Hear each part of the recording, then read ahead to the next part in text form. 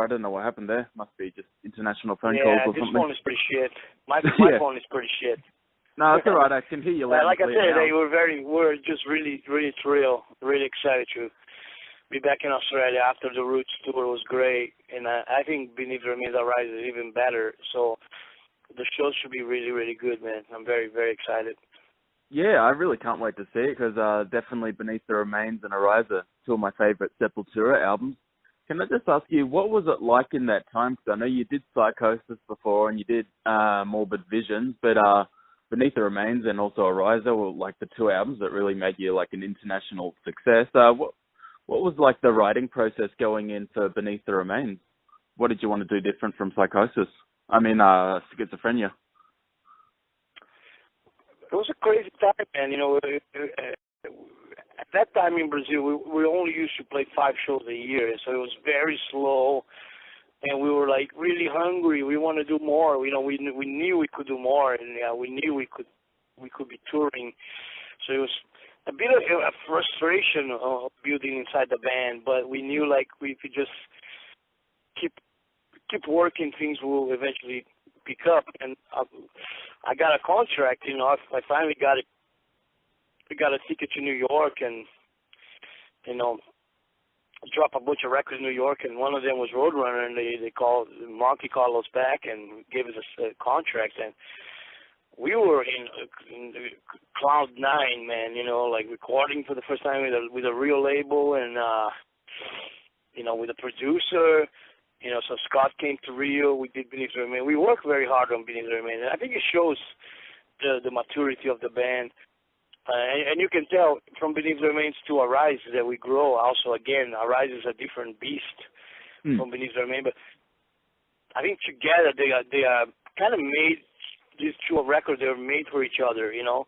I think Beneath the Remains and Arise, they were made to, even when you listen to, if you listen to them together, it's more fun than separate.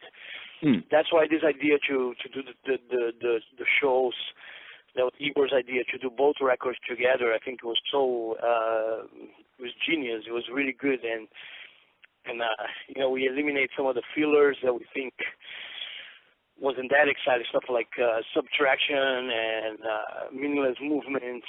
There's kind of like fillers, and we just played the hits, you know. Yeah. So it's a full, aggressive, brutal, all just metal hits of the late 80s, midnight. But I gotta tell you, that the era in metal was great. You know, it was like what I call the golden era of metal.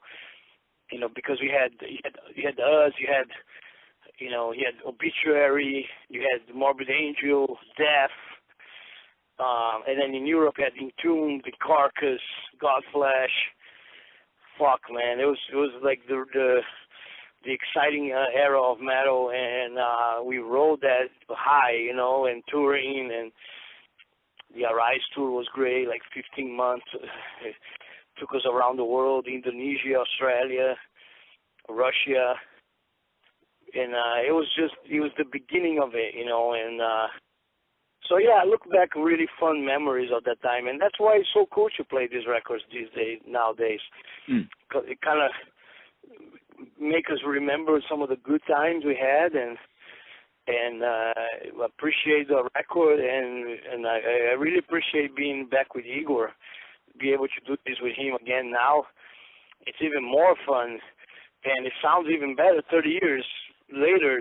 The record sounds better than it did when it first, you know, cause it's like we injected new life to those songs, and they are even better now live than they were. So it's a really fun, exciting thing to be able to do this right now in our career. Definitely. There's some really fast technical songs on both of those albums. What's it been like to relearn it? Are some of the songs difficult to play all these years later? A little bit, yeah. You know, we took it very seriously, and we rehearsed a lot, especially last year. I told Igor I didn't want to do nothing half-ass. If we're going to do this, I want to do it in a way that we play it, and I didn't want to see one bad comment on the internet. You know, anybody that goes see the show has to get out, be completely blown away. So it was it was a bit of a nightmare to relearn a lot of those riffs, and it took a lot of practice. But also at the same time, a lot of fun to fall in love with this record again. I don't really listen to my own stuff that much, so for me, I prefer to listen to other people's music, you know. And so for me to go back to those records, I had to dissect the album the way we did it, made me appreciate those records even more. And now I completely think Beneath the Remains and Arise are very, very good records. They're some really cool magical moments on that record, especially some breakdowns and some fast parts, like you say, the very technical parts. Is the pinnacle of the death thrash era, and it feels so good to play that live, man. It's really, really fun. Yeah. You put out a new Cavalera Conspiracy album not too long ago, and just want to know what it's like writing with Igor after these years. Are you still like on the same page when it comes to writing metal? Do you both like equally contribute to the songs? For sure, especially Psychosis, which was my favorite Cavalera record we've done since the first one. It was kind of like a return to our primal element of Max and Igor death thrash element, which is kind of like this Beneath the Remains Arise tour we're doing right now, are really similar to Psychosis, actually, in many forms. The sound of Psychosis is really grounded on this era of Max and Igor. So for sure, yeah, Igor is great, man. I love working with him. He's got a lot of great ideas. He helped me with the artwork and just really a blessing to get to work with my brother after all these years. And you know, I look forward to do more records with him, do more of these tours with him. It's always really fun to be around him, and we trade information all the time about bands. I show him stuff he shows me stuff I don't know about it. You know, so it's really cool. We have a really good brotherhood. You know, it's really fun. Yeah. I wanted to ask you about tape trading back in the early 80s. I know when you first started, you would have been collecting tapes from like Morbid Angel and Death and Venom, Celtic Frost. What was your tape collection like back then, and do you still have any of those tapes from way back in the days? Oh, I wish I had any. Some of my favorite tape I had was one that was with Hellhammer on one side and Discharge on the other side. And I listened to that tape forever. It was I probably use that thing to death. You know, probably play it to death. And yeah, it was fun. You know, tape trading with Chuck from Death was great, and Trey from Morbid Angel, and Millie from Creator. You know, Dark Angel, Possessed. We were, involved with all the bands. It's similar to what I do now. You know, I'm involved with a lot of new bands right now. You know, Gate Creeper, Necrot, Carnation. You know, I'm still inside of me. I'm 49, but I still have the spirit of a 15-year-old teenage man. You know, I still look for bands, get excited when I hear new stuff I like. I like to get their T-shirts. I like to wear them. I like to support the underground. Very much the same as I was. I'm the same. I think I'm the same person as I was when I was in those tape trading days. Just the difference today, we have the internet. You know, you know, you're kind of like. Although I'm not an internet guy at all, I kind of when I had to send those bands messages, and my son has to do it for me or my wife. You know, I don't have internet accounts. I don't have an email. None of that shit. I'm kind of a caveman.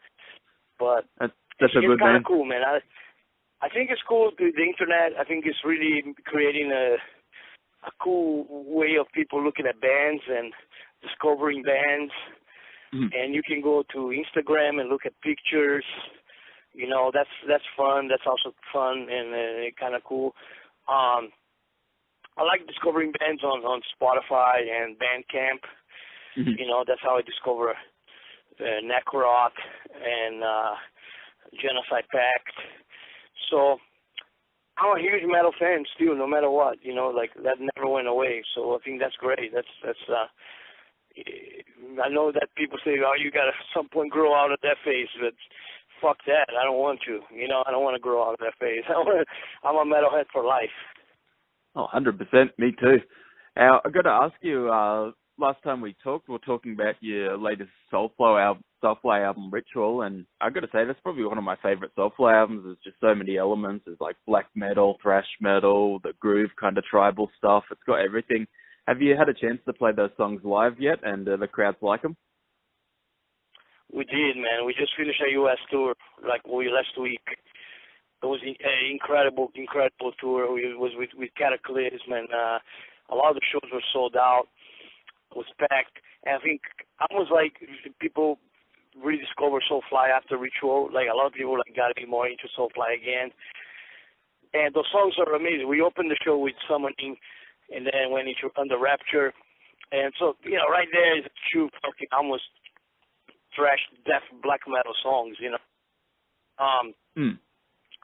So it was great, and then we played Ritual after that, That Behind the Eyes, Feedback. We're going to continue the Ritual World Tour. After Australia, we go to Europe with Soulfly, do a lot of festivals. And then we're going to try to tour America again with another band, and hopefully we can come back to Australia with Ritual too. That would be, to me, that would have been great. Yeah. Now, I got to say, you've been, touring the world, releasing albums for over 30 years, well over 30 years. To make another call, press ##.